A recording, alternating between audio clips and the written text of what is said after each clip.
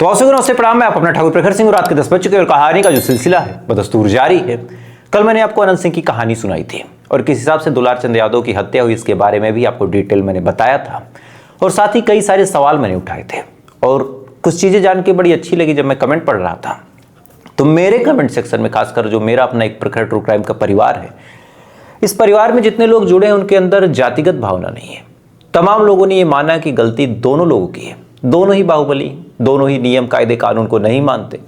ध्यान से देखा जाए तो कोई गवर्नमेंट जॉब नहीं, कोई बिजनेस नहीं, कोई व्यापार नहीं, लेकिन 3-3 करोड़ की लैंड क्रूजर गाड़ियों से वो चलते हैं। तमाम तरह के उनके प्रोटोकॉल हैं। राजनीति में उनको संरक्षण प्राप्त है। वजह है कि भाई लोगों के अंदर उनकी पैठ है। तो ये तमाम सर्कल बिहार के अंदर, उत्तर प्रदेश के अंदर और ऐसे राज्य जहाँ पे तरक्की अभी कम हुई है, ये चीज़ें चलती रहती हैं।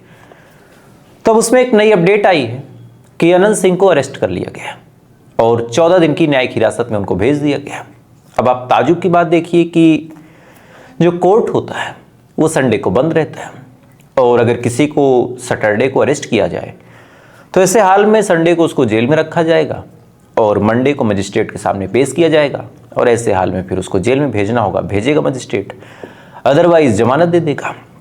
लेकिन अब यहाँ पे भी कहानी आप देखिए कि सैटरडे को अरेस्ट किया गया, संडे को ये खबर सुबह फैलती है कि भाई इनको अरेस्ट कर लिया गया और अचानक से फिर ये खबर भी आ गई कि इनको 14 दिन की न्यायिक हिरासत में भेज दिया गया।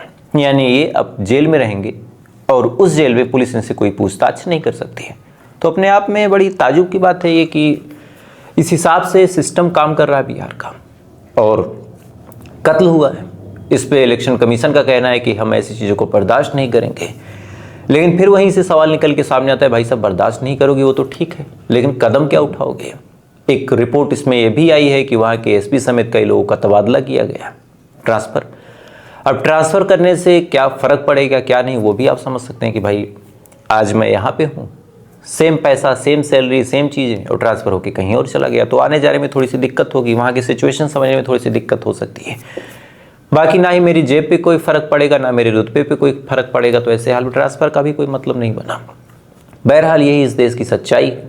इस चीज़ को बिहार के जो गरीब लोग हैं वो न जाने कितने सालों से, न जाने कितनी पीढ़ियों से झेल रहे हैं और ये चीज़ें लगातार चलती रहती हैं। तो अब एक सिस्टम का ये हिस्सा है कि बड़े जो लोग हैं उनको न कोई छू सकता, न कोई बोल सकता है और वो अब इतने बड़े हो चुके हैं कि शायद अगर कोई उनको छूना चाहे तो सरकारें बदल जाएंगी। खैर, तो एक अपडेट थी कि एसपी को हटा दिया गया है, साथ ही अनंत सिंह को अरेस्ट किया गया है, 14 दिन की हिरासत में उनको भेज दिया गया है और अब वो जेल से ही चुनाव लड़ेंगे। इलेक्शन कमीशन का कहना है कि हम छोड़ेंगे नहीं और बर्दाश्त नहीं करेंगे, लेकिन क्या कार्रवाई होगी ये भी नहीं पता।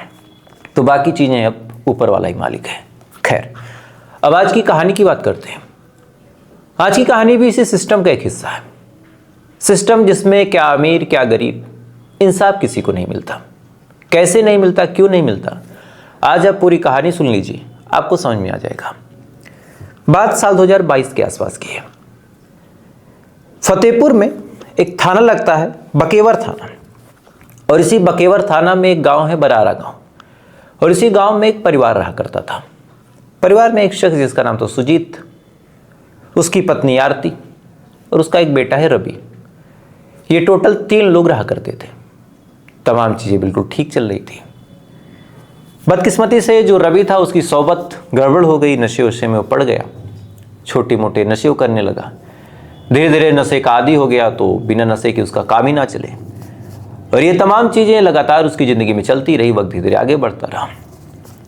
गरीब लोग थे, ज़्यादा पैसा नहीं था, गांव में भी ज़्यादा लोग मतलब नहीं रखते थे। इसी दौरान अचानक से 2 दिसंबर साल 2022 की बात है, जब इस घर का मुखिया सुजीत अपने घर से कहीं गायब हो जाता है। अब मुखिया सुजीत जब गायब हुआ तो बेटा तो नशेड़ी, बची पत्नी, वो परेशान, उसने खोजना शुरू किया। जब खोजना शुरू किया तो कुछ अता पता चला नहीं। अपने बेटे से कहा कि जाओ खोज के लेके आओ। बेटा इधर उधर गया, फिर नशे के चक्कर में चला गया। माँ परेशान, पड़ोसियों के पास गई, आसपास के और जगहों पे खोजा कि सुजीत कहाँ चले गए, लेकिन ना ही सुजीत का कुछ पता चला, ना ही सुजीत की कोई जानकारी हाथ लगी। 2 तारीख बीत गई, 3 तारीख आ गई। 3 तारीख को अचानक से जो बकेवर थाना था, वहां की पुलिस के पास एक फोन जाता है। फोन करने वाला शख्स बताता है कि साहब यहाँ पे एक लाश पड़ी है। अब जैसे ही लाश की सूचना पुलिस वाले पाते हैं, फौरन दल बल के साथ वहाँ पे पहुँचते हैं। पहुँचने के बाद देखते हैं कि एक अधेड़ उम्र के शख्स की लाश पड़ी है। लाश पड़ने के बाद जब वो देखते हैं, उसको अपने कब्जे में लेते हैं, पोस्टमार्टम के लिए भेजते हैं और जांच पड़ताल शुरू करते हैं। देखने से ही कंफर्म हो रहा था कि इस आदमी की हत्या की गई है। लिहाजा पहली बात तो यही थी कि मरने वाला कौन है ये पता कर लें। तो पुलिस वाले अब जांच पड़ताल शुरू करते हैं। बॉडी की शिनाख्त के लिए अलग अलग जगहों पे पता करते हैं कि क्या कोई शख्स गायब है, किसी के घर का कोई ना मिल रहा हो। अब ये तमाम चीज़ें पुलिस वाले पता करते हैं। तो पता करने के दौरान पता चला कि जो आरती हैं, इनके जो हस्बैंड सुजीत हैं वो गायब हैं। इसके बाद आरती को फ़ोन किया पुलिस ने, कहा कि आइए और देखिए। आरती भाग के गई। जब उस लाश को देखा, देखने के बाद आरती चीख के रोने लगी। बोलती है कि साहब ये मेरे पति की लाश है। ये चीज़ जैसे पुलिस वाले सुनते हैं, सुनने के बाद थोड़ा सा राहत की सांस लेते हैं कि चलो कम से कम मरने वाले शख्स का पता चल गया। बॉडी का पोस्टमार्टम हो चुका था। पोस्टमार्टम रिपोर्ट में क्लियर हो गया था कि किसी ने पीट के मारा है। अब ये बात जैसे पुलिस वाले रिपोर्ट में पढ़ते हैं, फौरन आरती से पूछना शुरू करते हैं कि आपके पति का कत्ल हुआ है, कि आपको किसी पे डाउट है। अब इधर आरती न कुछ बताने की हालत में, न कुछ सोचने समझने की हालत में। बेटा नालायक, पति की मौत हो गई, क्या करे।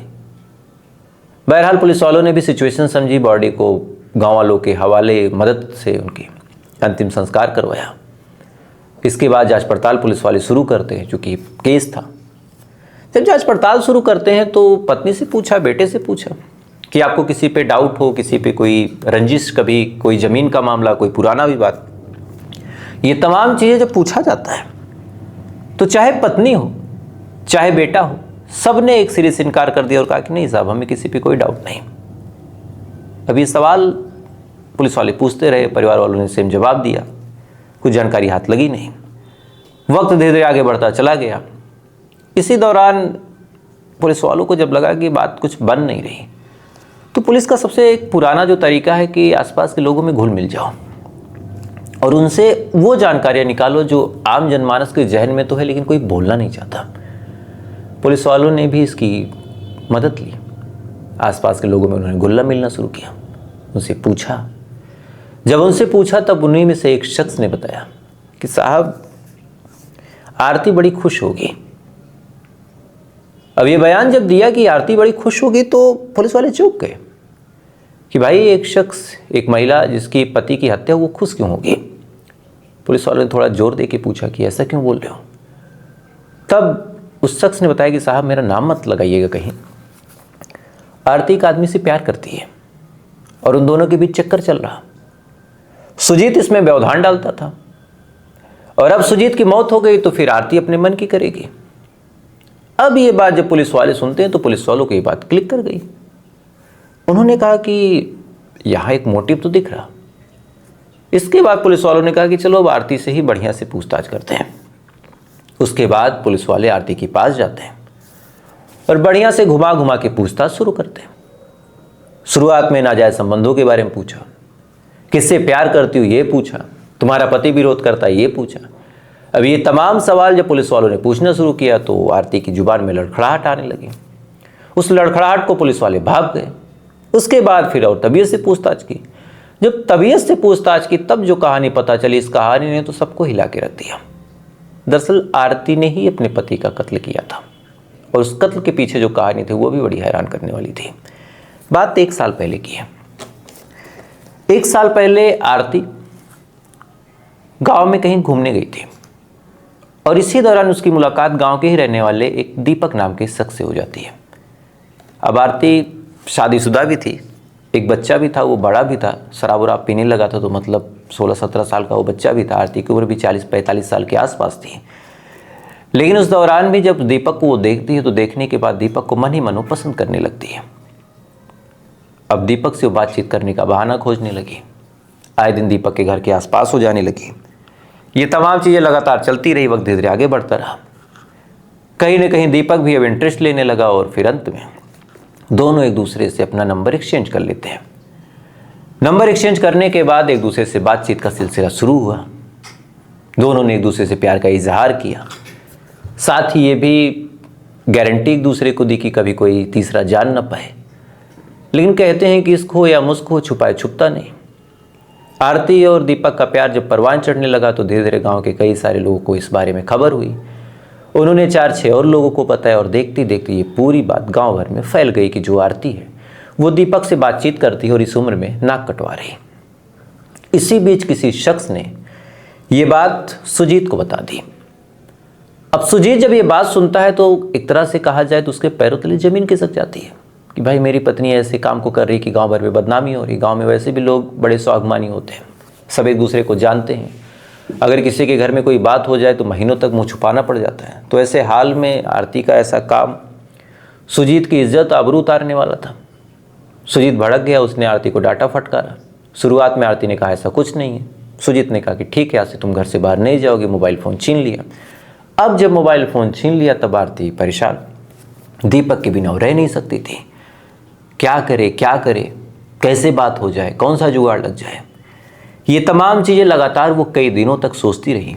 और अंत में उसके जहन में एक आइडिया आया कि जब तक सुजीत जिंदा रहेगा तब तक मेरा प्यार मुकर्रर नहीं हो पाएगा। अब उसके दिमाग में ख्याल आया कि क्यों ना मार दिया जाए सुजीत को। लेकिन अब बड़ा सवाल है कि मारे कैसे, मारने के लिए क्या किया जाए। तमाम प्लान उसने बनाए, लेकिन हर प्लान में गड़बड़ी आ रही थी कि तमाम चीज़ें तो एडजस्ट कर लेगी, लेकिन अगर बेटा कभी डाउट कर ले, कत्ल करते वक्त कभी बेटा आ जाए, जो रवि है यानी बेटा, वो रंगे हाथ पकड़ ले तो क्या होगा। यानी बिना बेटे की मदद के तो पॉसिबल था नहीं।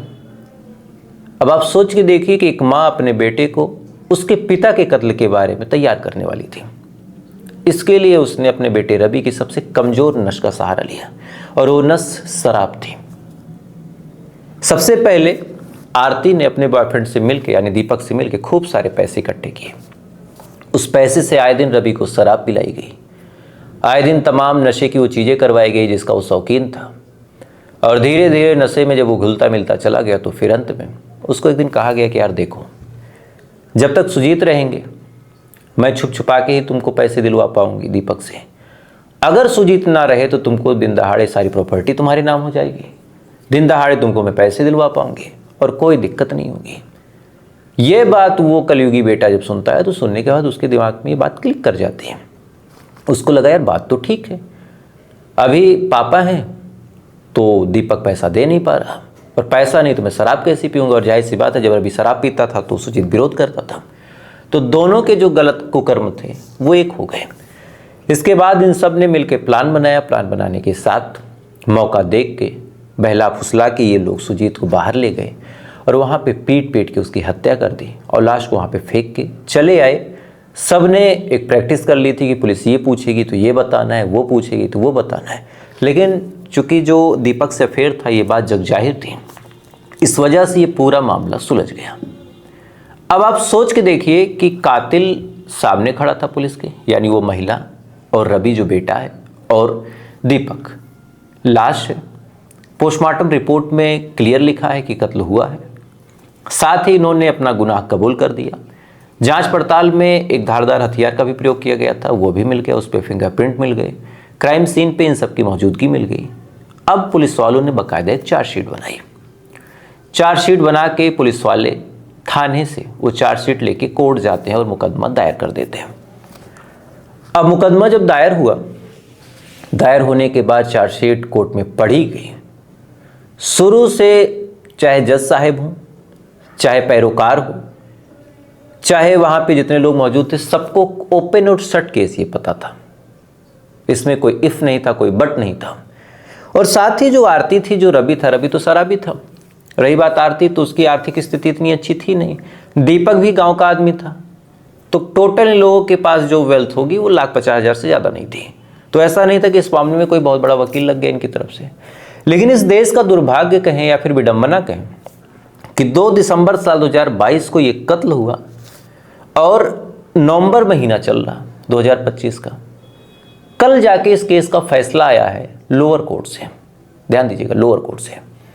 लोअर कोर्ट के फैसले में हालांकि मरने वाले शख्स सुजीत को तो इंसाफ मिला, लेकिन जितना वक्त लग गया 3 साल का, अब आपको लगेगा कि 3 ही साल तो लगा है, तो ये 3 साल लगा है, इसका भी लूप होल आपको समझाता हूँ। बहरहाल लोअर कोर्ट का फैसला आया। इस फैसले में कहा गया है कि इन्होंने पूरी इरादा के साथ इरादतन हत्या की है, और हत्या की एक ही सज़ा होती है, आप ये जान लीजिए, या तो उम्र कैद या तो फांसी। ब्रूटल मर्डर में फांसी, और फर्स्ट टाइम ऑफेंस है तो उम्र कैद। तो ऐसे हाल में इन सबको 50-50 हज़ार रुपये का जुर्माना लगाते हुए कोर्ट ने ताउम्र उम्र कैद की सज़ा सुना दी। अब ये सज़ा जब सुनाई गई तो तमाम लोग खुश थे, लेकिन जो आरती और रवि का वकील था उसके चेहरे पे एक स्माइल थी, क्योंकि उसको पता था कि ये मामला जब ये हाई कोर्ट में चैलेंज करेगा तो 80% केसेस ऐसे हैं जिसमें जमानत मिल जाती है। इसका कारण ये है, इसमें एक लूप होल आप समझिए, जमानत इस वजह से लोग दे देते हैं कि भाई अगर सज़ा हुई तो आने वाले टाइम में ये जेल जाएगा ही जाएगा, सज़ा नहीं हुई तो हम इसको जेल में डाल के अगर इसकी पैरवी सुनेंगे तो ये भी इसके साथ नाइंसाफ़ी है।